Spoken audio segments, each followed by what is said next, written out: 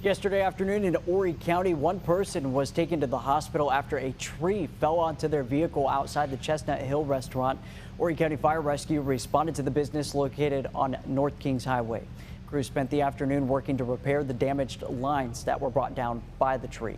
Shortly after, Horry County crews were on the scene of an apartment fire in Socastee near Ivystone Drive that was reportedly started by a lightning strike. A resident noticed the fire and called 911. We're told that everyone had time to evacuate and no one was hurt. There was some minor damage to the apartments outside, and maintenance workers temporarily repaired the burn marks.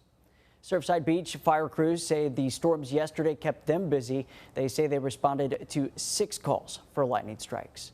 Now remember to stay up to date on the latest weather developments and any storms that may pop up in your area.